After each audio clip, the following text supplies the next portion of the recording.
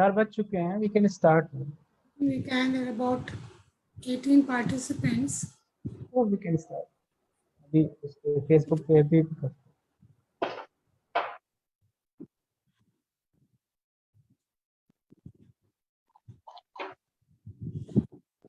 Hello, everyone. On behalf of Indian National Trust for Art and Culture, INTAC, the INTAC Conservation Institutes, I extend a very warm welcome to our distinguished speakers from the City Palace Museum in Udaipur, Dr. Hasmukh Seth and Ms. Chelsea Santos, and everyone who has joined us for today's talk in the Museums of India Challenges and Solutions lecture series. This is the second talk in the series organized by INTAC, a national NGO working in the field of heritage management. These talks will focus on the various museums' histories, types of collection there, the preventive care and management issues. I'm Dr. Padma Rohila, Director, INTAC Conservation Institute, Delhi. Now to introduce our speakers. Dr. Hasmukh Seth has spent more than a decade exploring and excavating the buried history of India from the early Stone Age to pre-modern period. Worked on various subjects related to the human past, such as storage, industry, ancient mining, smelting, iconography, ancient ceramics, and so on. May I advise all of you to please mute your microphones. All the participants, please mute your microphones. Thank you. He worked on variety of subjects related to the human past, such as storage, industry, ancient mining and smelting, iconography, ancient ceramics, and so on. Excited to share his research at more than 40 national and international conferences in India and has published around 25 research papers and articles in both national and international journals, books, and exhibition reports. Simultaneously, he was teaching ancient Indian history, museology, and history of science and technology in undergraduate and postgraduate classes in regional universities. Today, he'll be sharing his experience as associate curator at the City Palace Museum, Udaipur, and engaged in curation documentation, where he's engaged in documentation, research, conservation, and bearing several other related responsibilities since 2013. This presentation is on the City Palace Museum Udaipur activities and community engagement. Our other speaker today is Ms. Santos. She's the assistant curator at the City Palace Museum Udaipur. She has a wide work profile that involves curation, research, design, social media content creation, planning, programming, digital events, and outreach activities. She's passionate about access and inclusion and working on new content and resources for the various audience segments. Her most recent work on enhanced visitor experience for her museum was celebrated with a first rank as part of a fellowship with the Center for Art and Archaeology, American Institute of Indian Studies. Her topic is exhibiting paper and metal artworks, preventive care and exhibition design. Chelsea will be presenting first today. And before I invite Chelsea, I request all of you to please keep your microphones on mute throughout the talk. We'll be taking the questions right at the end of the talk. So please type in your name, organization name, and email ID in the chat box, as well as questions if you have any. Those will be taken up right at the end of the talk. I now invite Chelsea to start with the presentation. Thank you, Chelsea. Over to you. Thank you, Padma, for introducing me. I welcome all of you to this presentation. Today, I'm going to be talking about the mediums of paper and metal, and briefly giving you an overview of our museum, where we are located, what we do, and I'll just take a moment to share my screen and begin.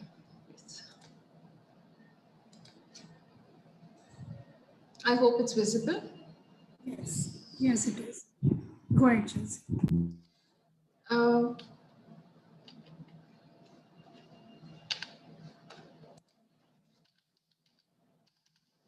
think I'm having a bit of difficulty moving this. It's okay, just keep going. Yeah. To give you a sense of where we are located, we'll be talking about the City Palace Museum of Udaipur, which is in Rajasthan. What you see on screen is the City Palace facade, very iconic facade. And it is here that we have various kinds of collections and which we will be exploring during the course of this presentation. As you can see that the city palace wasn't really built in a day. It was 450 years of history, several Maharanas that have contributed to this beautiful palace that is now a museum. And one must understand that it wasn't built with the idea that it was going to be a museum. Back when it was created, it was thought of as in the sense of strategically well thought of. It was to be protecting its people. It was to put off access to the enemy. And therefore, in the 16th century, when this structure came into being, it was very different from what predated it. It was a palace fort construction that was different from the ones that you see in Chittorgarh, which is usually just a fortified area on top of a hill that was fortified. This was a palace that is on a hill, but it has a vast plain land that comes into its fortified area. Strategically, it made a lot of sense. It gave it the much desired protection, the people residing in it, as also in terms of in case there was a siege from the enemy's side, it would give them access to resources for them. There was the Lake Pichola, which is in near proximity, as also it had the cultivable land, which was in its premises. So they would really never have any issue. This has been a cultural space since the very beginning. And now that it is a museum, it is tremendous efforts on part of first the vision of Maharana Bhagwat Singh, who converted this space into a museum in 1969. And later under Shri Ji Arvind Singh Mewad, the chairman and managing trustee of MMCF that oversees the museum, that we have the traditions that are constantly kept alive. Deep-rooted traditions, artists, craftspersons that are patronized till date. Generations that have worked in this space continue to flourish, and the arts continue to flourish. And the space you see in on the screen is the Rayangan. This is where the foundation stone, the early phase of the development of this palace complex took place. If you look at the architecture too, we will talk about that further, is very in its early stage, 16th century, having elements of pure Mewad architecture. And eventually, as we progress, you will see how it transitions with various influences. We see as much as 5 architectural, 5-phase architecture and evolution. And in this space, you will see so many kinds of in situ works, artworks. The image on the screen is of the Kanch Ki Burj. Mewad particularly is known for its glass and mirror work. And you can tell it is very rich in the kind of color that it employs. We are also very lucky that we have a very strong collection, various kinds of objects in our collection, and spanning across a wide period, 7th century right till the 21st century objects. And art continues to be patronized, and we have new objects, new commissioned artworks coming into our collection. There is in this space something for everyone, whether you are a tourist visiting, you like the structural aspect, you like the historical aspect, you have the Mardana section, which is the palace for the males, formerly the Maharanas. And you have the Zanana section, which has the collection, the palace, formerly the palace for the royal ladies. Or you could simply come here for the ambience. The beautiful interconnected palaces, courtyards, gardens, they break the monotony. And it's really a different experience from what you would see in another museum. the Lake Pichola too adds to this. These are some of the examples of the kinds of works that you would see, in situ works that you would see. Glass work. The image on the bottom left is of More Chowk, which is there in the Palace Complex, Mardana section. On the top, you have beautiful colored glass work. You also have tile work at Chini Chitrashali, at Ganesh Jyoti as well. And you would see influences as well coming into the picture. Chinese tiles, Dutch Delft tiles, various kinds, Victorian tiles as well. This is an image of the Chitramki Burj. I am giving you a sense, an overview of the museum before we actually head into the main core topic. So this is Chitramki Burj, a very small space. I'm sorry, there's an echo in my voice. Okay. So it's a very small space, around 300 square feet. And it was built over various durations. It was in the 17th century that we have Maharana Karan Singh, who created the space. In the 18th century, we have Maharana Sangram Singh II, who started with commissioning these works. And we have in the 19th century where Maharana Bhim Singh adds to this. He adds up, he makes efforts at restoring the previous paintings, adds on new touches. So throughout the complex, you will see that each of the Maharanas who are working for this site is doing it as per their available resources, their interests, political, economic conditions of their times. This Chitramki Burj is a very important source for us, very rich. There are so many details that you could derive from this. It tells you about the various scenes, episodes, rituals, festivals that were celebrated in Mewad. And very recently, it was worked upon to conserve these paintings. And it is a very long process that eventually we will see during the next couple of years. I was mentioning about a 5-stage architectural evolution because of the influences. Rai Angan was the first stage that we saw in the 16th century approximately. And over the course of the next couple of years, centuries later that followed, we have various influences, Mughal influences that came into place, British influences as well. And you see a change in the architectural elements. The kind of, for example, courtyards started to come into the picture. They started to get bigger in size.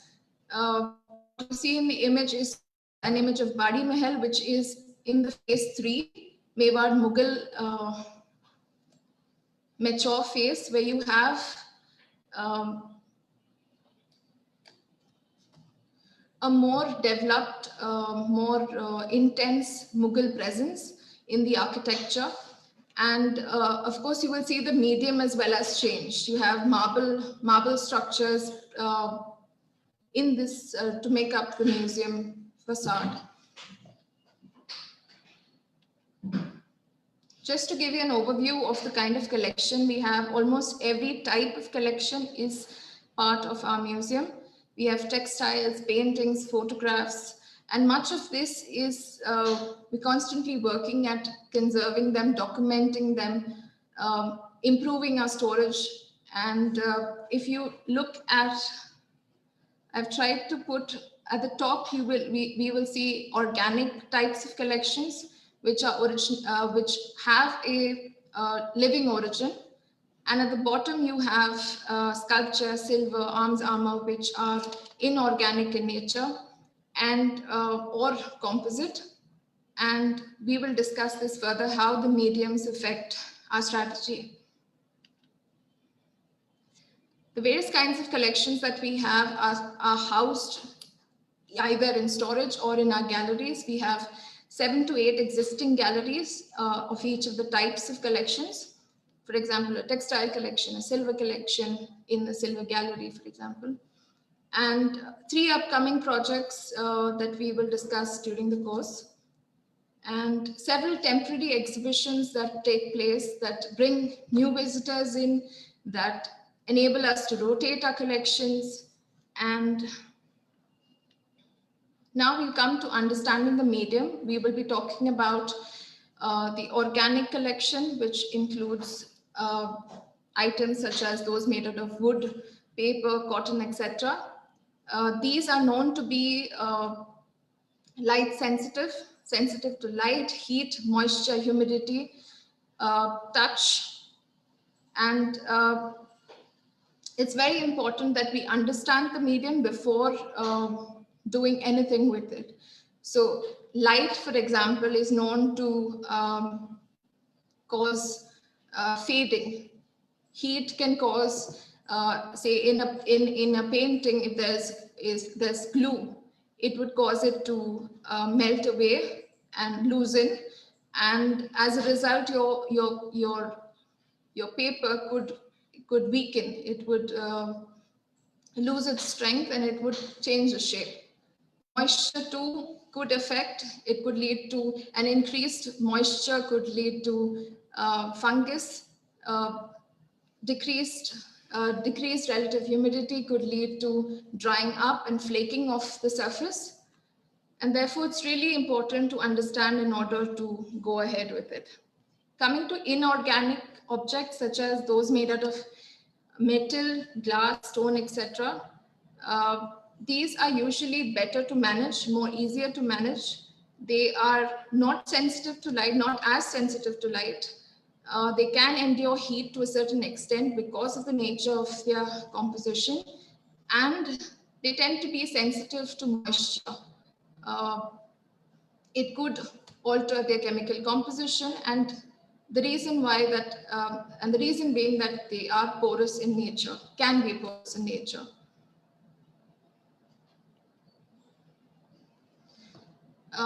We are really lucky that we have a very good conservation laboratories. We have excellent staff that help us understand our collections better, and we have as many as 3 conservation laboratories at the palace, one dedicated to paintings currently. We also, at the bottom, you can see metal being conserved, our arms and armor. We also have a textile conservation laboratory. These laboratories help us understand, at the preventive stage, they help us understand what is the composition of these objects. For example, at the image on the top, you could, using a microscope, you could look at your object closely. You could look at the extent to which your paint is flaking. At the bottom, an XRF analysis of the metal could tell you how, what is the composition of the metal, how would it react to various kinds, is something that you could determine due to that information. With all of this information, you could then chart out how you would want to progress with your preventive care or curative conservation.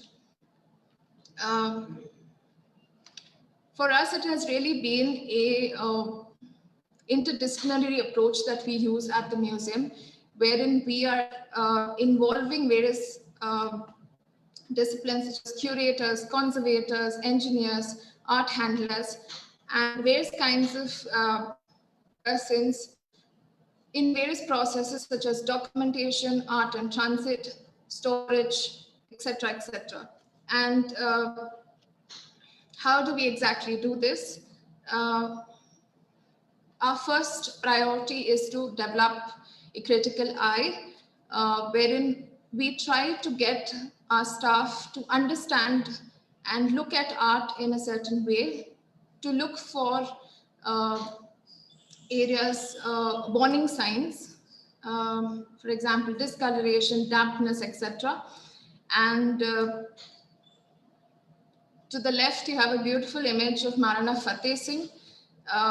I, for one, will look at the beautiful detailing on the face, where it is an example of image manipulation, whereas through exchange of ideas, you would learn how to look at this object from a more conservation perspective, I would look for how the surface is getting moist, or if there's a fungal growth.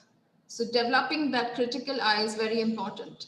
And if at all there is such a situation, to inform the concerned staff is very important. We do have various kinds of situations where we have these inspections, we check objects, and it is this big group of various professionals, engineers, conservators, curators that go about and check our collections, our spaces. We also organize various training workshops for our staff. Attendance and securities were recently trained during the course of this. We provided certificates at the end of it.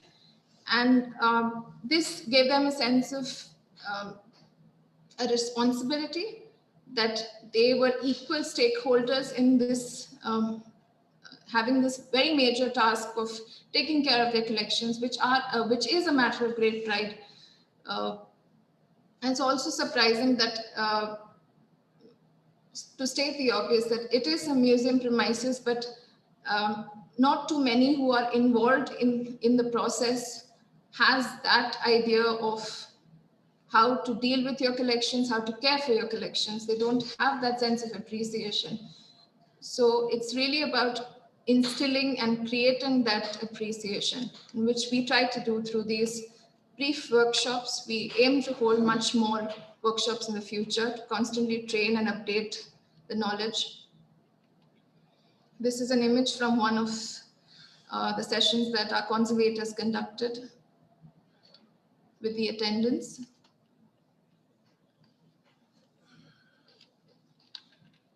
We also ensure that there is consistency. We're constantly monitoring whether it's in storage or it is in our galleries. It is important to constantly monitor. And the images on the left, you can see one of my colleagues, he has data loggers with him. They are used to keep their monitoring devices to tell you the relative humidity, the temperature fluctuation, and we're very grateful that we're very lucky that we are housed in such a structure that has done us good. There isn't, because of the very thick walls that we will talk about, there isn't much of a temperature fluctuation, and that really aids our collection. It prevents further deterioration. Having a constant temperature, ideal situations for your collections is very important. Lighting, again, is very important in terms of your exhibition spaces, particularly because they are constantly open for your public. Whenever possible, they are turned off in case there are no visitors coming. The lights are turned off. We also make it a point, if we are using original objects, we have museum-specific lighting, incandescent lights that do not generate heat. The space, if it is light-sensitive items such as photographs and paintings, organic material, we ensure to seal up windows and any source of light where natural light would interfere with the controlled setting that we are trying to establish in this gallery. In addition, we use dimmers and shutters to ensure that, and UV filters to ensure that there is no harm that is being caused to the paintings or the artwork in general. Coming to the museum envelope, the palace facade first, it is, I really gave it a thought as to where we are located. And like I said in the beginning, it wasn't really thought that the space was going to become a museum. In the early stage when it did develop, the lake did serve as an excellent source, an excellent location to have the palace. But now that it is a museum, it really got me thinking that is it really good to be so close next to a water body? We are again located on a hill. There could be side effects, negative effects of being on such a structure. And the structure in itself is very old, 450 years or so. Our assessment of the structure tells us that there are portions that have had instances of seepage. The structure in parts is weak. And therefore, it really got me thinking as to whether really it is an idle space. However, there are certain pros that I have mentioned on the right side. The thickness of what I did mention, they kind of ensure a thermostatic setting for our collections, providing insulation. So there isn't much of a temperature fluctuation if the region, which is Rajasthan, is known to be extremely hot in summers, and then in winters it can be extremely cold. The walls ensure, and the material that the structure is made of, ensure that that there isn't much of a temperature fluctuation. And through various interventions, such as having ventilation, artificially having fans and all of that, we ensure that humidity, because of being in proximity to a lake, and all of that is taken care of.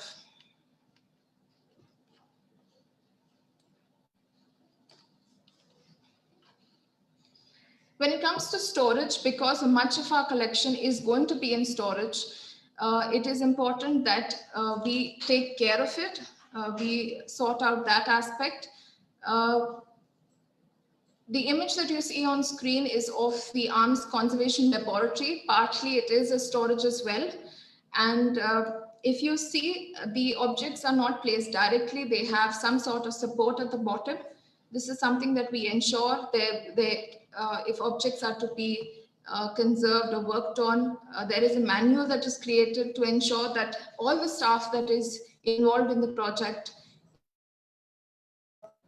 is aware of what is to be done, to not place the object directly, to use appropriate equipment, to use the right kind of material in connection with these objects.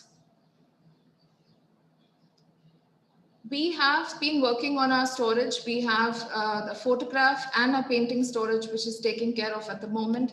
Several other objects have temporary storage, and over the course of the years, we will have much more to ensure that our collection is secure. In storage, coming to buffers, this could be your mount boards, boxes, cases, etc. And the image to the left is from our painting storage. If you can see, there aren't too many that are stacked in those compact in those drawers. On the top, you see images of the photograph storage. Each of the photographs are sealed in these polyester sheets, which again gives an enhanced protection, and then they're kept in archival quality boxes. And then, of course, I mentioned the data loggers to ensure you're controlling the environment, and then they are kept in the respective areas. Silica and other kinds of gels are used to absorb extra moisture, and we do ensure that the area is properly sealed, and there is no there's controlled airflow, and there isn't any contaminant air that is entering the system. HVAC is a system that we recently managed to put in our storage, heating, ventilation, and air conditioning, wherein if there is instances of increased temperature or relative humidity, it takes care of it. If there is extra relative humidity, a high relative humidity, it would automatically start off a fan which would create a circulation in the room. And in case there was, if the relative humidity dropped down, and there would be chances of your object, your collection getting affected, drying up, you would have a mist that would be put out, and accordingly the ideal setting is ensured. Coming to our exhibition spaces, materials that we use is very important to be considered. If you see, we aren't just nailing the object to a board. It is neatly, if you're talking about photographs or paintings, they're neatly framed. The mounts that are used are archival quality. The image to the bottom you see is a silver gallery. There is barricades in terms of glass. If there's certain wood that is used as your support or as your base, you ensure it's of good quality so it would not be affected by various insects or etc. etc. And in these spaces, again, we have all kinds of monitoring devices in place. If you look at this photograph at the top with the photograph gallery, they aren't directly mounted on the wall. We have a wooden board that is put. It would ensure that because it's a heritage structure, we are not interfering with it too much. So in case this exhibition had to be changed, we aren't nailing it again, the immediate structure. Whatever interventions is being done is done on the wooden boards. Even in this exhibition space, the same points that I mentioned earlier about sealing the space from preventing natural lighting from entering in, ensuring ventilation in terms of artificial ventilation in terms of pedestal fans, etc. Good lighting as per the requirement of the object type. All of that has to be ensured in the space, and which we try to do with our collections. Now coming to the structures in itself and the new projects that we will be talking about. I come to the Silver Gallery. It is housed in the Amar Mahal. Structurally too, there has been, like I mentioned, instances of seepage, weakening, and all of that was consolidated before these objects were displayed in this gallery. It is a very significant area because the Amar Mahal was when the separate Zanana was created, and at different points of time it has served different purposes. It has served as a Zanana. It has had so much of cultural significance. It has also been served as a treasury at different points of time, and the gallery, its inside is divided into various parts, very small rooms. It has a vast collection of religious objects, items of leisure, etc., that are displayed throughout the space. To the right, you see, is a visitor experience program that I had created for the American Institute of Indian Studies, where I had reimagined the space from a curatorial approach, from an education approach of how this could be worked on in a different manner, how objects could be rotated, how they could have different themes that could be across the space. And that is the point about museums, is to constantly relook at your collections and your spaces and think of what you can do next. The Salekhana was a very important project that has been in process since a couple of years. Very soon we will have a new exhibition on the arms and armor.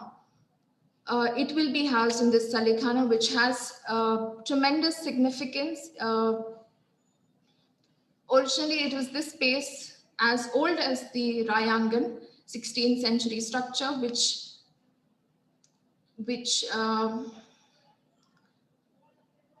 was initially it was used for housing the arms. When people used to come to the palace, they would deposit their arms over there. It has immense significance. Prior to this, there was an arms gallery that was already in place, and the recent efforts have been towards conserving this vast collection of arms that we have and creating a new exhibition for you. This is the first time that our museum or any Indian museum has made use of professionals from UK to look into the installation of these arms. This is a very interesting project that looks at not just using modern day conservation techniques, but also it includes and patronizes the traditional community of Sigligars and other communities and ropes them into this project. So it is combining both the worlds and at the same time patronizing a community, ensuring that the skill continues. To the left is an image of the old display. To the right is the current installation that is happening. Currently, it is being monitored to ensure that the space is suitable for the collection before it is opened out to the public. These are some of the images behind the scenes of the installation. The next is the paintings and the maps that form our paper collection. Very recently, we have received a grant from Getty to put up a project around 2,000 plus maps that we have. Some of it will be a part and showcased for the first time in our exhibition spaces. The painting gallery that you see on the left will be redone. We have Dr. Shelka Mishra, who will be with us for this project. And this is another image of conservation work that will eventually take place during the course of this next couple of months.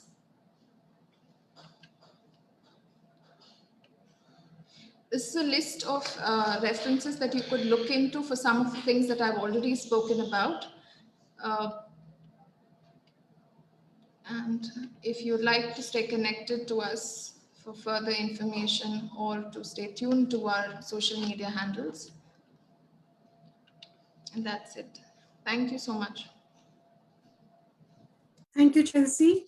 I think we now will have Dr. Hasmukh's presentation, and we will take up the questions right at the end of that. Thank you so much, Maya. Thank you, Chelsea, for this wonderful presentation. First, I would like to share my screen first. Is it visible?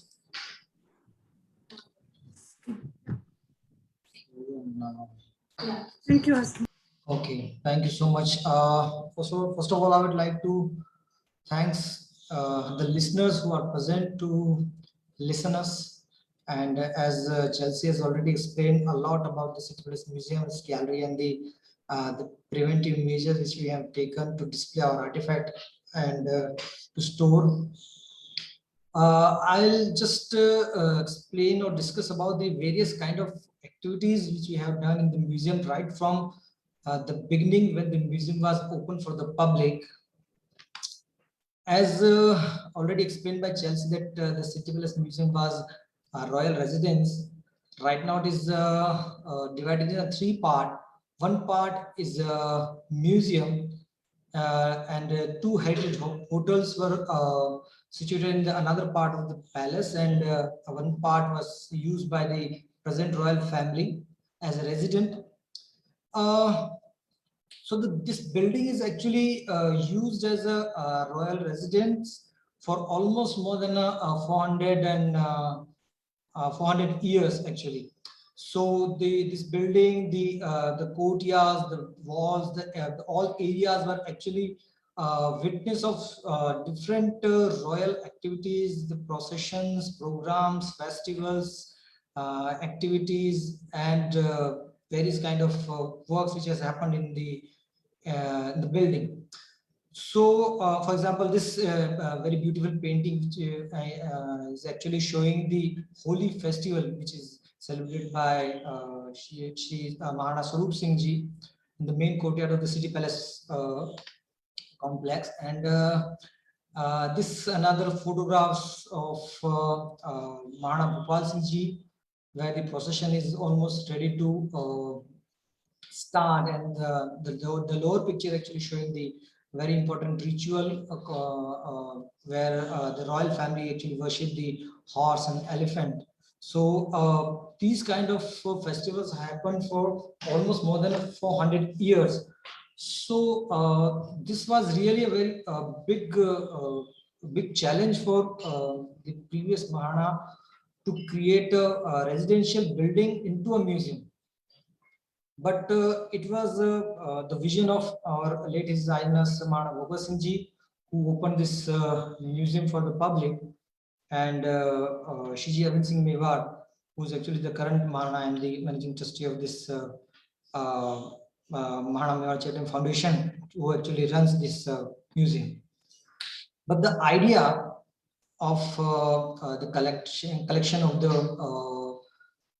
information, the stories, the history was actually started from quite earlier, from this present time. As we all know that now the museum are not only the place to store the artifacts or the collection of the old historical antiquities and all. Now actually museum is becoming the area, the place to store the memories. Actually, this is the area to display the memories of our ancestors, our culture, the earlier culture, all any kind of subject which we are which is related to the museum. This is actually the to store the museum. But so that idea was started in almost in 18th 19th century, because this place, which is already explained by Chelsea, it is called Chitram Ki Burj.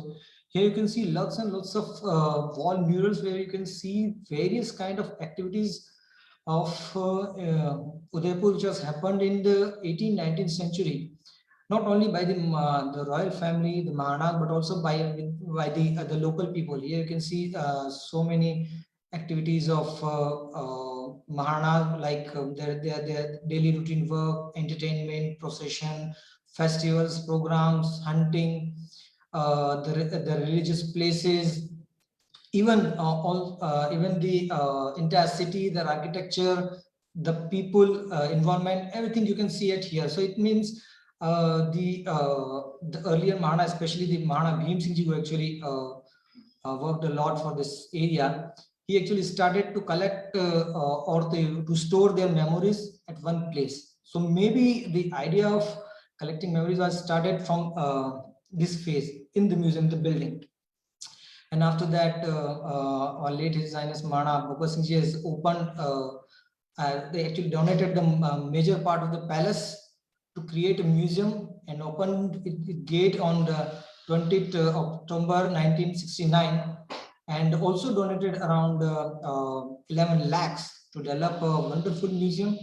So this archival photograph actually of that occasion, and Mahana Bhagat Singh Ji is announcing that this museum is open for you, so you can get an idea that you can proud to your rich heritage.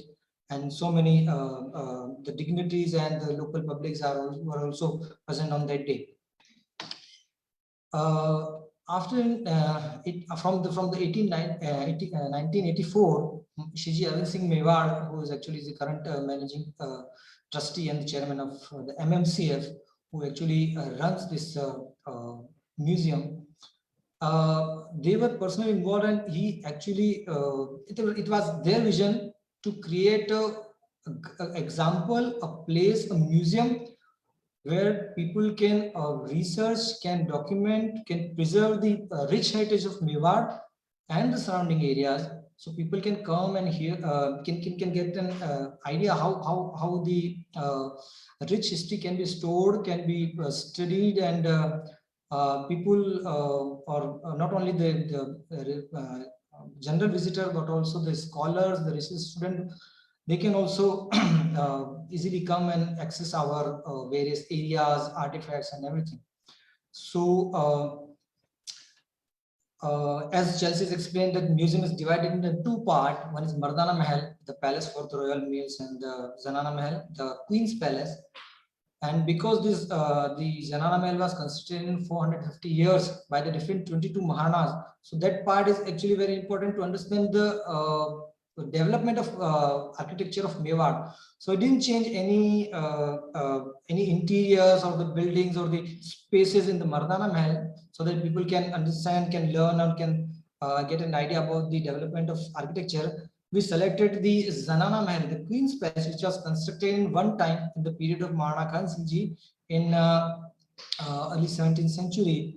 So and that's why this the rooms in this Zanana Mahal was quite similar, small, and all are connected. So that's why we selected this area to renovate, to conserve the building, and also to create the collection galleries in this Zanana Mahal. And for the architecture conservation, we didn't use any kind of the modern material like cement or bricks and all. We just use the old traditional material for restoration work, in which the lime was the main ingredient for the plaster, for the use for the mortars, for the decoration, everything. In this picture, you can see the beautiful decoration which was created by the traditional craftsmen on the one of the pillars.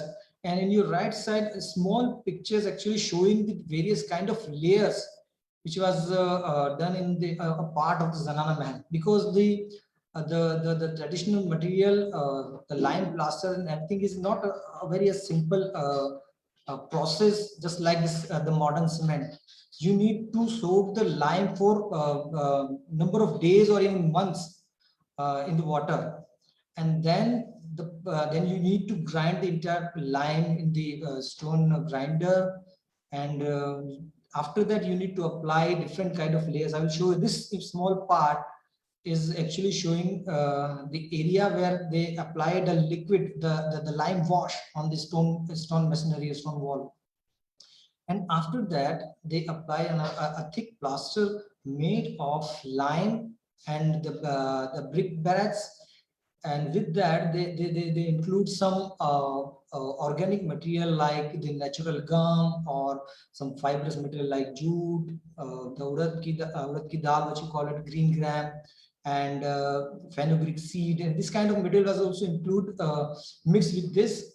And then they make this the dense mixture, and they applied on that. And on the, after the when it's all dry, they apply another layer of a mixture called jhiki, and then apply a plaster of a lime and marble grains mixture. And on top of that, they apply this kind of a fine lime ghutai, which is called ghutai.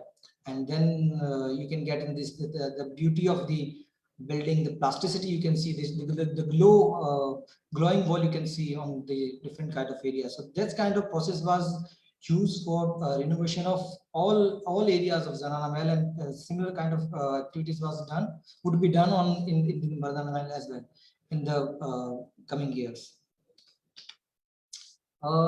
This slide is actually showing the various kind of traditional material which was used for the plaster, like lime, sand, brick bricks, marble powder, water, and all. These are actually the inorganic material, and these are the natural organic material which was mixed with this plaster material, like natural gum, such as black gram, jaggery also, jute fiber, fenugreek seed.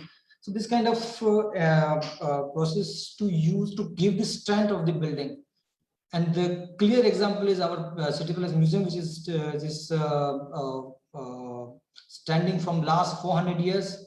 Another example is our temples, our water structures, hydraulic structures, wells, and all. So this all the similar kind of material was surely used in those temples and water structure and everywhere. And if I'm not wrong, that that the mixture is also known as locally known as Vajralep. I don't have time to discuss that. That is a long process. So I will just stuck into my presentation. The another reason to use lime to avoid the insect and termites, because lime is very always used as a one of the pesticide to avoid the insects and other termites.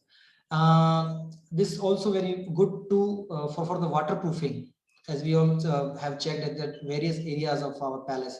The lime is very good for the waterproofing and also for the plasticity. The glowing surface is you can get only with the lime. This slide is actually, you can see that how the building was earlier. These are the important places of Zanana Mahal. So in your left side, you can see the building, how it was earlier, and after the architectural conservation work, you can see how it was, how beautiful it's looking like now. And this is the main facade of Zanana Mahal. The upper picture is actually the work is in progress, and the lower picture you can see how the beautifully the entire area was conserved and ready to create our different exhibitions. Chelsea has already explained about collection. I'm not going to discuss about this in details, but we have lots and lots of different kind of collections.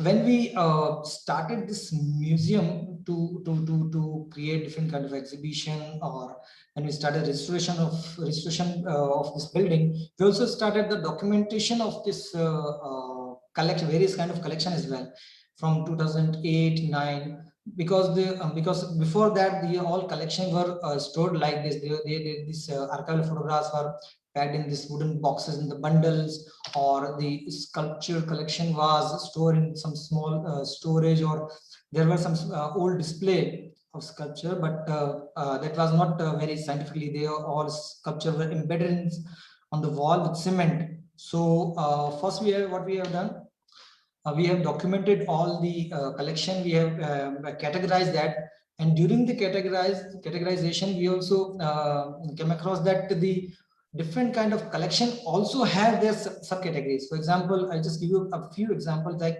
in our photographic collection, we have small subcategories, like we have loose photograph, we have then photographic albums, which are also very important to understand the main occasion when the photograph album was created. Then we have a good collection of glass plate negatives, film negatives, we have slides, we have old archival cameras and other equipment. So it's SMS, we have various categories in textile, like we have the textile of Maharanas, we have textile of queens, children's, some other accessories like the carpets, wall hangings, other royal settings. In silver collection, we have artifact which is used for religious purpose. We have artifact which are used by royal family for their daily use. We have some artifact for the mode of transport. So similar, like we have various categories, subcategories in each and every kind of collection. So for the documentation of each and every collection, each and every artifact, we never relied on only on the secondary sources like books and all. We visited several places to understand the entire collection, their origin, everything. For example, to understand this cultural collection of the City Palace Museum, we have visited lots and lots of temple sites around the Mewar, and also we have visited some places in Gujarat as well to understand, to compare the iconography. To understand the architecture of the Mewar region, we have visited lots and lots of archaeological sites related to Maharana Pratap, and we try to understand that how the development, the architectural development was done in the different periods. And this entire documented data was transferred into a collection management software called TMS, the museum system. This collection management system is one of the best collection management system in the world, and the City Palace Museum Udaipur was the first museum who actually purchased this museum to manage their collection. And now our each and every artifacts are properly documented, and the entire data you can access in this software at our museum. So after this all documentation process was completed, we started innovating different areas to create our collection gallery. And in 2009, one area was selected in the Zanana Mahal and created. We opened for our first collection gallery called on the archival photograph. The title was The Long Exposure, the Camera at Udaipur, and the Eka Resources, Pramod Kumar was the curator of the gallery. And after that, various area was we conserved in the after 2009 in the last decade. We have conserved many of the areas and created various collection galleries, and we invited specialists for the different kind of artifact. Like for the sculpture, we invited Dr. Alka Pandey to curate our gallery. For the textile, we invited Dr. Smita Singh to conserve and work for the textile collection. We have, Chelsea has already explained. I'm just saying that we have various labs for different kind of artifacts. Like this is the lab for our paper related artifact. This is our textile conservation lab, and we have an individual separate team to conserve different kind of artifacts. Like we have a separate team for the paper conservation, we have a separate team for textile, we have a separate team for arms and all. So our the sculpture collection was almost conserved, and you can see the difference how it was earlier before conservation and how it is looking in the present time after the conservation. During the architecture conservation of the Zanana Mahal, we come across various areas where we have some other kind of art related. We identify where places where we have different kind of artworks like the wall murals, some areas where we have this glass inlay. So we also hired an individual team to conserve this glass inlays in the Zanana Mahal. So that was also very important to understand the use of various areas in the early century. And here you can see the world class gallery was created. After this documentation and various exhibition, we also publish various catalogs related to different kind of collection. Like we have catalog of sculpture, we have individual catalog for photograph, for paintings. Recently, we have published a catalog of our textile collection. So you can get in the detailed information about our each and every artifacts in our museum. And after this publication and the exhibition conservation work, we also collaborated with several museums, not only in the country, but also outside of the country. Like we have sent these sculptures to France in 2015, and for the 3 months. So there is a museum called Pinakothek de Paris, and these were the artifacts which we have sent to that museum. We also created a small exhibition at various parts of the country, like in Delhi, the Johor Bahru metro station. We created a small exhibition of our sculptures. We also created a small exhibition for the special days, like we have displayed this 56 feet long fard at one place of our Zanana Mahal, so which was actually based on our history of Mewar. So people really visitors and people were really appreciated this display and this exhibition. And we also have created various kind of activities, educational activities with the students and the other people, the local people. Apart from this permanent gallery, we have other areas where we curate various temporary exhibitions for some time, which we create on the specific occasions like the Rajasthan Day or Museum Day or Photography Day. So this kind of area, for example, recently our museum has completed its 50 years. So this kind of exhibition we have curated on the occasion of that specific special day.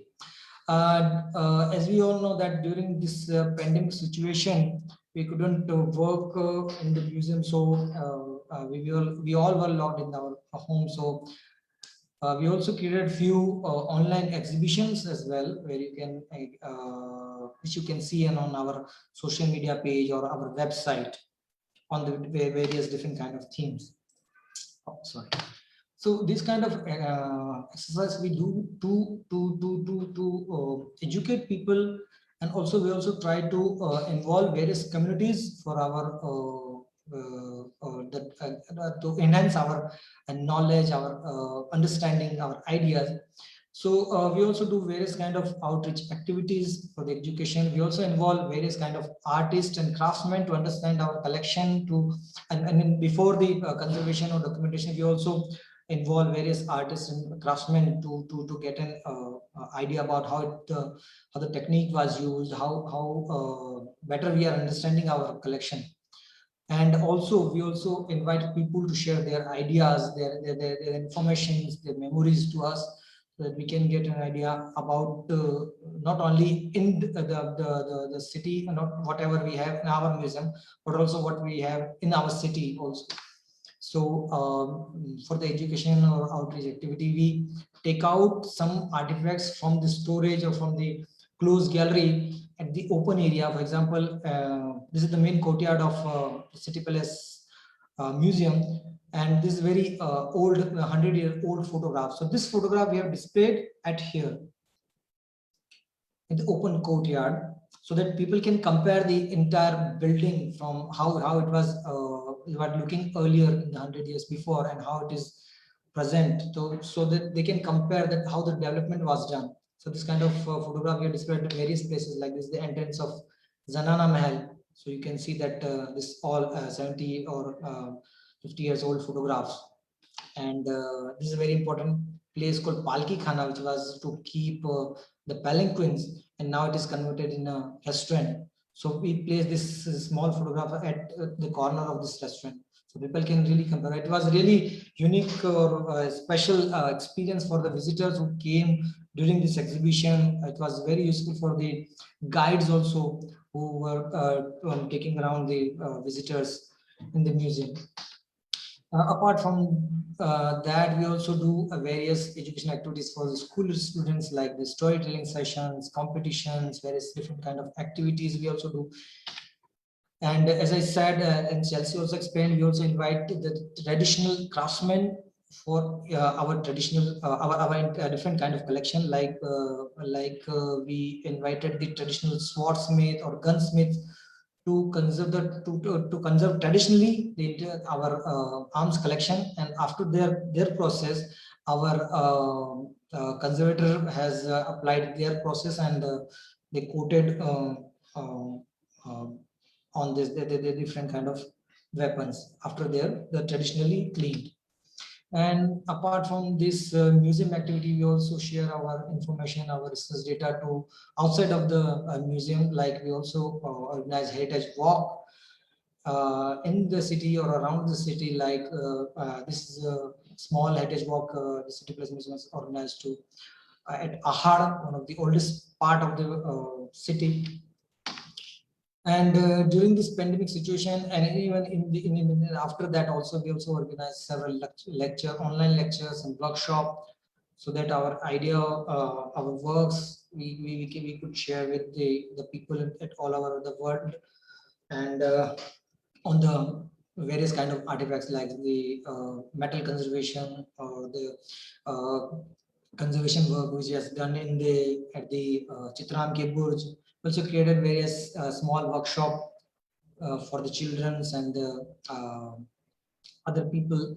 And we also created small workshop on the architectural conservation work which we have done in the museum. And as I said, we also invited people to share their memories. Recently, we have created a small exhibition where we have invited people to share their old photographs of Udaipur city, and we created a small exhibition on that. And it was really fun-loving activity which we have done.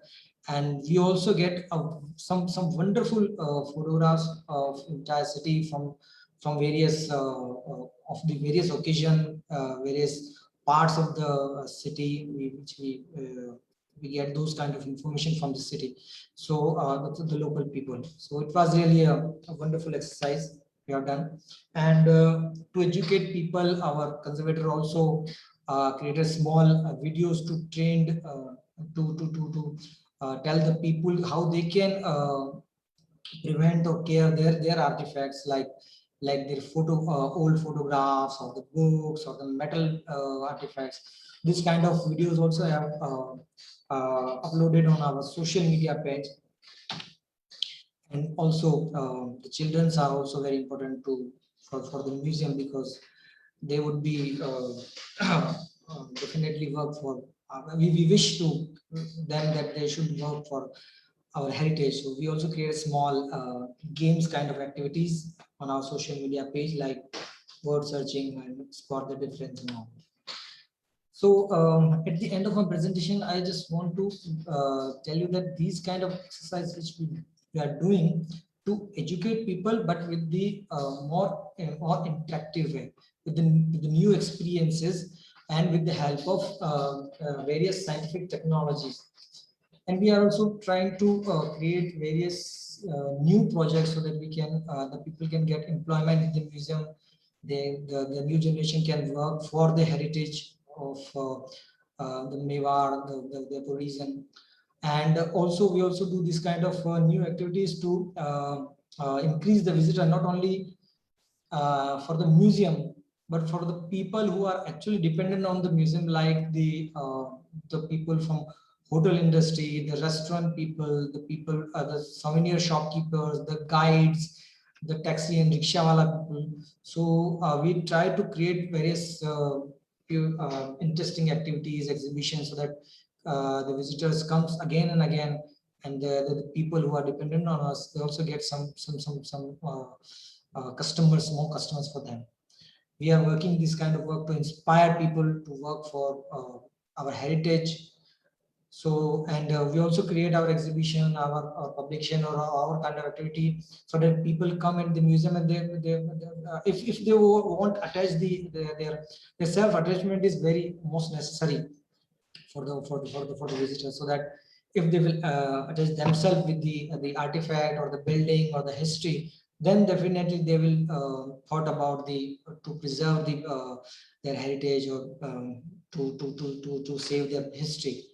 And obviously we need to improvise the thoughts of the young generation, that they also should work for the in this heritage field.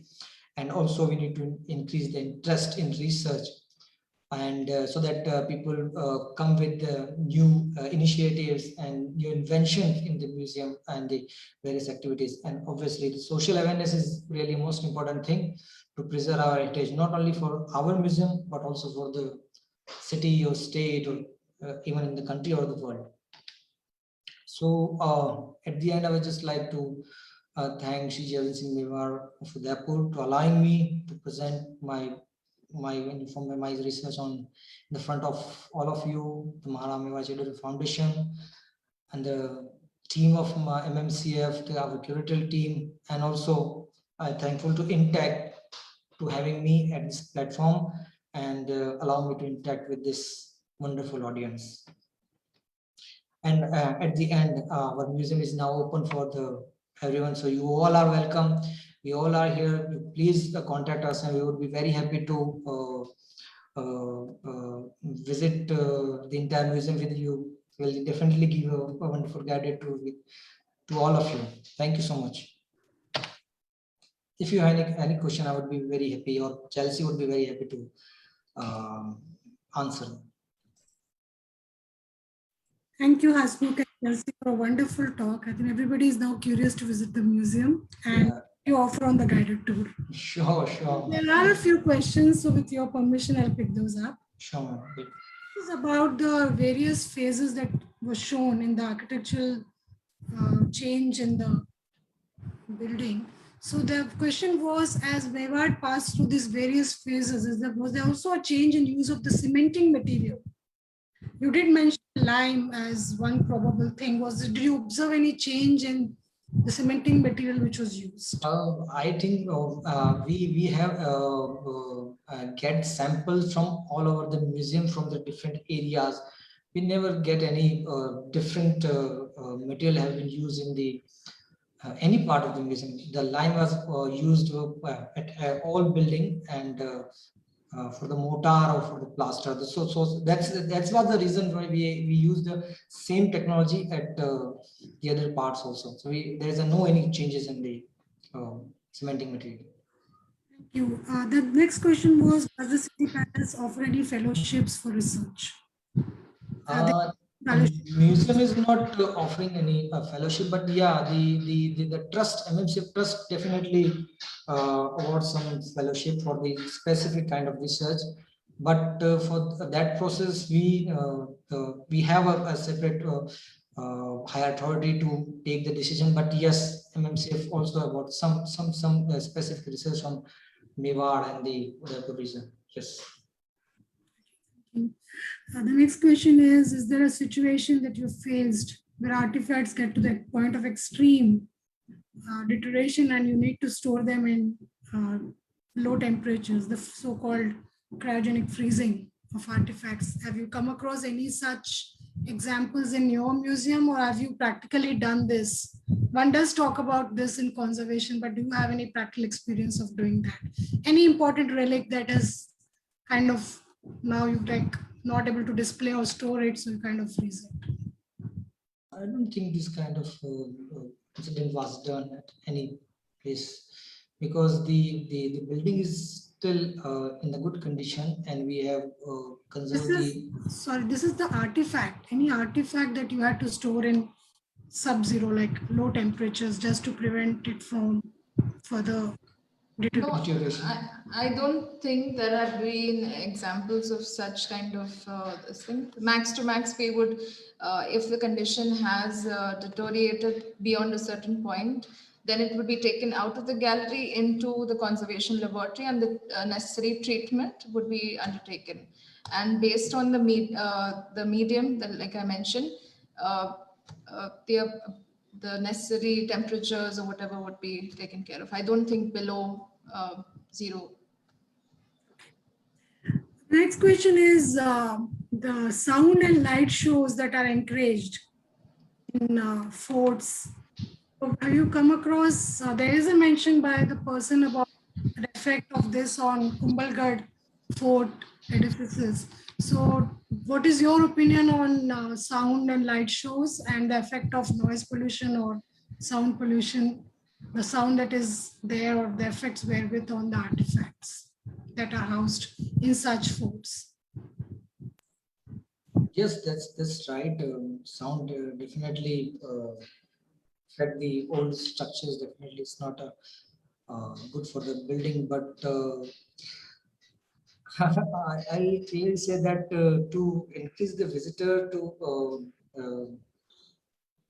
because in the modern time people really want to know the history in the more interesting way, not only this the traditional way which we are using in the exhibition and galleries. People really like to see the information in the with very beautifully fact or different kind of technology. But yeah, definitely this sound really harm the architecture gradually, but it's really difficult. It is, I mean, the people from the heritage field definitely should take some decision for that, or some preventive care should probably manage the decibels, permissible things. Okay. Other question is also regarding CSR and museum collaboration. Museum upkeep under CSR. So are there any such programs with your museum? Have you had any CSR tie-ups, so to say? Involvement of social CSR from corporate. Any such collaborations that the City Palace has, any such examples? From the corporates, we didn't tie with any corporate or CSR people, as long as I know. But we've had funders from across the world. Yeah, like the Getty Foundation. Any other questions? I don't see them in the chat boxes. I've taken some questions on budgets and all. I'm not taking those up. I think they do not. These are something which I'm sure the speakers will not be mentioning. budgets, management issues, conservation and preservation questions only during these talks. We would be very happy. I mean, we shared our mail ID if you have some more I have a connection. small question. I was seeing the photographic collection being put in certain envelopes and stored. So I was wondering, is it without any separators? I think photographs in those envelopes, we don't see any chances of them sticking directly to that cover that was. I saw the photograph. All the news storage is in our news storage. We have put out each and every photograph separately in individual polyethylene sheets.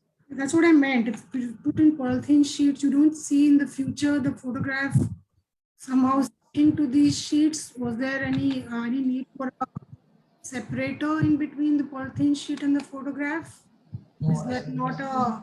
No, I don't think, because the boxes are also Archival quality. Archival So quality. the sheets are polyester sheets, and they will not have that situation where you will have sticking, or they're precisely done for that very reason. So you can have a couple of photographs and there won't be instances of sticking. And if you have to handle it also, you are not directly touching the object. Mr. Leroy Santos has a suggestion that you talk to Hindustan Zinc for CSR collaboration with the museum. We'll do that, yeah. Thank you. That's for the museum to take up. Any other questions? Anyone wants to say something, suggest something? We still have a few more minutes.